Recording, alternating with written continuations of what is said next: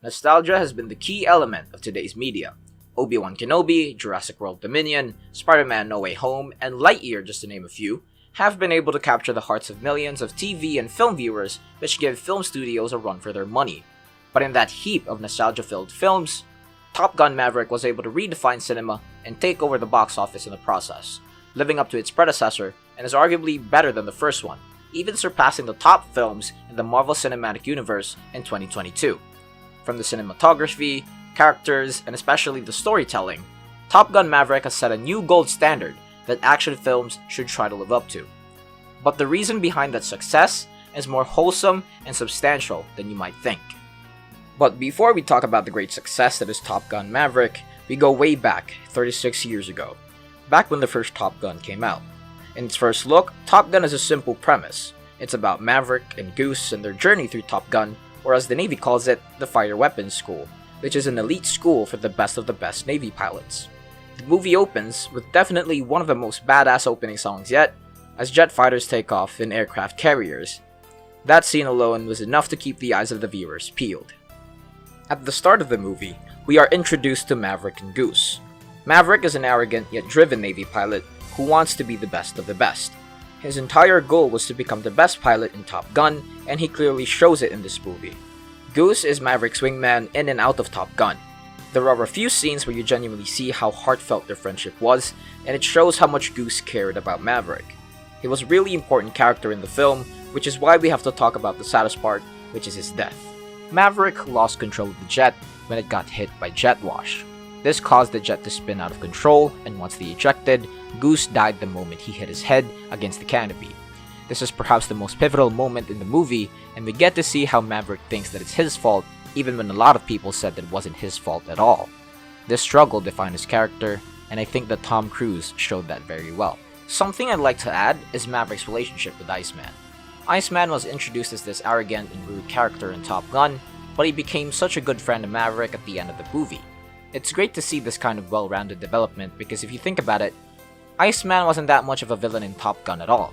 He just talked smack to Maverick and was just full of himself, even fighting over who's the better pilot.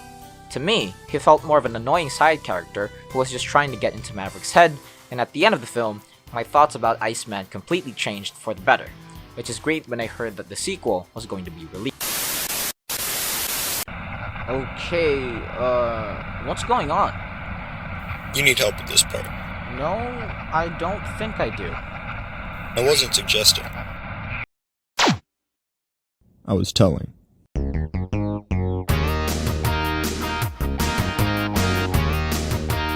Top Gun Maverick starts decades after Top Gun.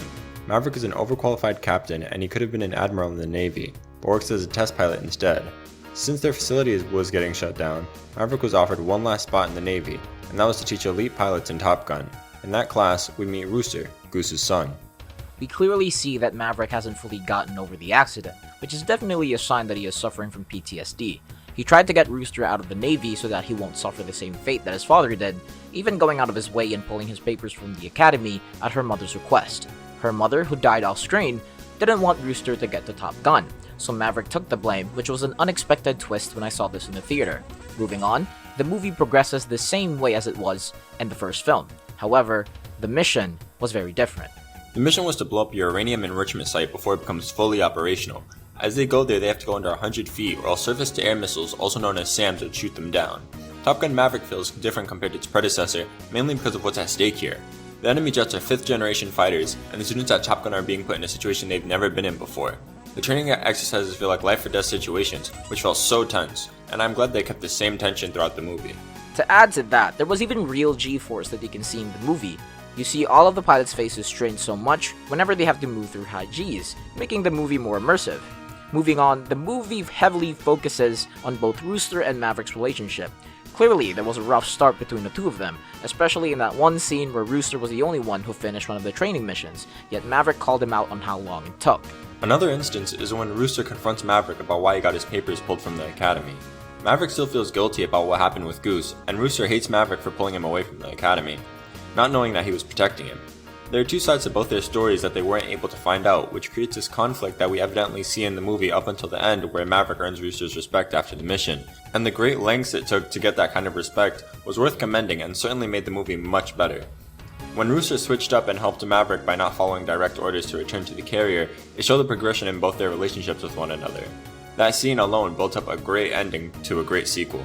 Now that we have given everyone a refresher and some insight on both movies, it is also worth comparing both of their box office successes. The first Top Gun movie made about $357.3 million, which was certainly a huge hit way back in 1986. However, Top Gun Maverick made a whopping $1.23 billion, which overtook a lot of Marvel movies that have been released in the past decade. Both movies have been received with great reception and feedback from both critics and viewers, which gives a great look at the Top Gun series and has certainly given different audiences a great cinematic experience. Another thing worth mentioning is that both movies have highly ambiguous antagonists. Iceman and Hangman may have been the characters that were a thorn on both sides of the main characters, but they were all on the same team. In both movies, however, they never made the antagonists clear at all. Many articles try to investigate, but to be honest, I'm fine with the vague enemies that Top Gun has. Top Gun has been around way before since I was born. My parents know about it, and it's something that we talk about every once in a while. Whether it's Tom Cruise's handsome looks or the astonishing dogfight scenes, Top Gun is a staple in Hollywood box office hits. Seeing the sequel was a heart-racing, yet heartwarming experience, and I'm glad to say that I'm not the only one feeling the same way. Both movies have an essential part in pop culture, and seeing it getting more popular and loved in this generation, along with the ones before, deserves a place in cinema history.